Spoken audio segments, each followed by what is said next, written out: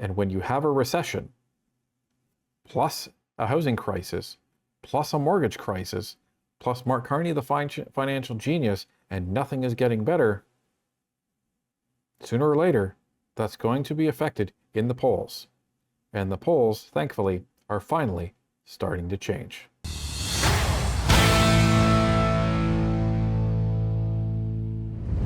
The honeymoon that Mark Carney was enjoying in the polls with Canadians may finally be coming to an end, as pollsters across the board are showing steep drops in support for the Liberals and gains by the NDP. People are finally starting to realize that Mark Carney is not what they bargained for. And the reason is going to be clear very, very soon, as more than 10% of Canadians in the GTA won't be able to actually requalify for their mortgages next year. Let's take a look. So, ladies and gentlemen, this is the polls as it is today, and you can see there is an interesting trend going on with the Liberals and with the NDP. So we take this snapshot and we can see that the NDP are actually on a bit of a steep rise, and they've gained their largest share of support in months, while the Liberals are looking at a steep drop. Now the Conservatives are hanging in there right where they were supposed to be, at around the mid-30s, higher 30s, but it's the Liberal and NDP exchange that we're most interested in. And as you can see, across the board, you're seeing these Liberal numbers actually drop back into single digits, with Abacus data and our good friends over at Liaison Strategies and Nanos Research actually dropping to 7.5 points in terms of the Liberal lead. And this is also taking into account that these other pollsters are not taking that 6 to 7 point advantage that the Liberals actually have, according to Abacus, into account. So that makes this all the more interesting. So if you actually do take that into account, when you look at Liaison and you look at Nanos, the Liberals are in a dead tie with the Conservatives. Now, we had said that if Mark Carney continues on this perceived path of moving away from his climate policies, he's going to be having a bad time with the progressive left, especially the ones that are the passionate environmentalists. We've seen this with Stephen Guilbeault announcing his resignation from cabinet and now his resignation from politics, and also talking about another 13 other caucus members that feel the same way he does. And we're also seeing it because Avi Lewis and the NDP are leaning really hard into the climate side of things. And so you're seeing that shift move away from the Liberals and directly over to the NDP. And this is what we predicted would happen if things went the way we wanted. Because in order to actually have a government that is going to be conservative and make it that much easier to get a majority, we need a stronger NDP. And it looks like they're on their way to hopefully getting back to those numbers. So ideally, we want the NDP to be around 20% in there, because then that eats away about 10 to 15% away from that Liberal lead. And now we're in business to talk about a Conservative caucus forming government. But there's other reasons that Canadians are actually getting concerned about this. And there was a damning report that came out just today. Almost 10% of Toronto mortgage holders won't qualify to refinance next year, Bank of Canada says. Nearly 1 in 10 mortgage holders in the Toronto area won't be able to refinance their loans or renew them with a new lender in 2027 if home prices remain at current depressed levels, according to a Bank of Canada report. The central bank's financial stability report, released late last month, estimates 9% of borrowers in the Toronto region could not qualify to refinance their loans next year. Nationally, the bank estimates the level to be around 4%. That's because these borrowers' property values have fallen significantly since they got their mortgages. These borrowers will not be able to take equity out of their homes to pay down debts, one way of refinancing a loan. They also will not be able to refinance their loans in other ways, such as lengthening the time it takes to pay back the loan or simply renewing a mortgage with a different lender. If borrowers are not able to pursue these options, that may eventually lead them to miss mortgage payments. Quote, households that need to refinance to manage their payments may not qualify if they have too little equity to meet lenders' requirements, end quote, the central bank report said.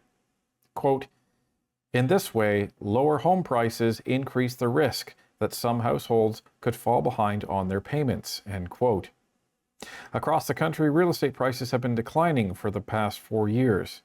Some of the biggest drops have been in the Toronto region, where the typical home price is 33% lower than peak pricing in March 2022. As real estate values have dropped, a key lending metric called the loan-to-value ratio has worsened for homeowners.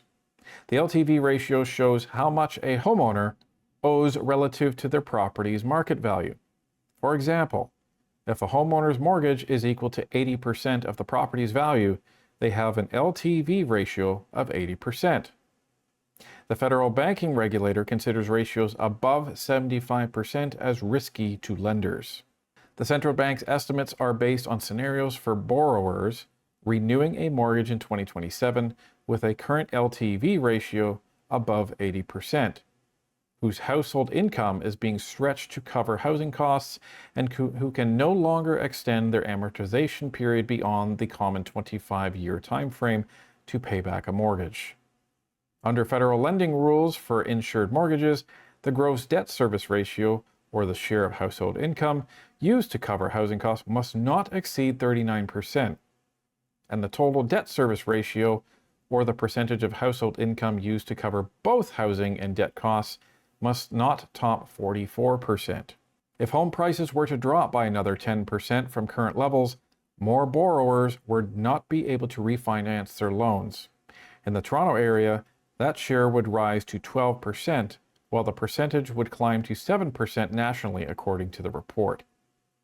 The central bank said borrowers in this category should still be able to renew their mortgages if they stay with their existing lender and don't fundamentally change the loan. Regardless, the central bank has identified a subset of borrowers who are under much more financial duress than others. Quote, I do expect more stress to continue, end quote, said Carl Gomez, chief economist with real estate investor Centurion Asset Management. Homeowners in the Toronto region have already been defaulting on their mortgages at a faster pace than in the rest of the country, as we've covered before. Their average loan size is larger because Toronto's real estate market is one of the country's most expensive. When they renew their loans at higher interest rates, monthly payments get even steeper. The Toronto region's delinquency rate on total mortgages outstanding climbed 57% year over year, according to Equifax Canada data. The rate of delinquency, which happens when a homeowner misses mortgage payments for at least 90 days, was up 0.41% in the first quarter of this year. In comparison, the mortgage delinquency rate across the country rose 32% to 0.28% year over year, according to Equifax. So what does all that mean? It means that what the Canadian Taxpayers Federation, what the Fraser Institute, what all these economic reports that have been coming out over the last 2 years, what they've been saying has been right. When Canadians are living paycheck to paycheck and they're spending 104% on average of their income every 2 weeks, that means they're actually exceeding the amount that they're actually making. And they're having to borrow on credit cards and line of credit and other means in order to actually pay their bills. So it's no wonder that the delinquency rate on mortgage payments is going up. And we talked about this before in a video that we called It's Starting, the mortgage crisis of Canada. So this is the concerning aspect about this. And now it's expected that next year, 10% of people are not going to be able to renew their mortgages. So what does that mean? Well, what that means is that they're probably going to have to sell these properties, but they may have to sell it at a loss. And this is the issue, because there may be no equity there, which is why they actually can't renew their mortgage in the first place. And then if you have a bunch of people trying to sell to get out from under a mortgage, then you're going to see home prices drop even more, which is going to cause even more people to fall into this category. That's what they've been worrying about, and that's what they're warning in this report. This is the problem. Yet Mark Carney will have everyone believe that affordability has been the best it's been in a decade. It's almost like he hasn't been in Canada to actually understand the affordability in the last decade. Right. He's hardly in Canada at all. But most Canadians should know that. Most conservatives know that. But here's some other data points that are really important to bolster what this report is saying. So this is a graph from the CMHC. It's Carney's own government agency that talks about this stuff. So this is unsold inventories at completion hit record highs. This is a concerning aspect because you can see that condominium apartments, semi-detached and row townhouses and single detached houses on the far right in 2025, it's as high as it's ever been. So what does that mean? It means that a lot of these buildings that were actually being built based on people initially putting down payments, or there's a certain amount of inventory that builders hold back and they will sell upon completion, nobody's buying them. And why? Well, you know why. Nobody can afford it. Despite Chrystia Freeland introducing that first-time homebuyers tax-free savings account, you know, that account where you're supposed to put in all of your extra money so you can save up and buy a home? Right. Nobody has any money to put in these tax-free savings accounts, and the builders, they need to make their money back because they're being hit by the industrial carbon tax and they're being hit by all these development charges. They need to make their money back. So these houses are sitting unsold because Canadians can no longer afford them. So now we're in the double whammy of the housing crisis. There's not only not enough inventory to go around, but there's not enough capital and there's not enough people that can actually afford the inventory that's actually there. This is the double whammy of the Canadian housing crisis right now. Here's another graph. So this is a graph and it is the unemployment rate and mortgage arrears rate. And it shows that they are closely linked. So the red line that you see is over time, going all the way back to the 90s. That's Canada's unemployment rate. And you can see the mortgage arrears rate. So there's a strong correlation between unemployment and the ability to actually pay your mortgage. So you can see at the end of that graph where the unemployment rate is doing its thing and the arrears rate is going up.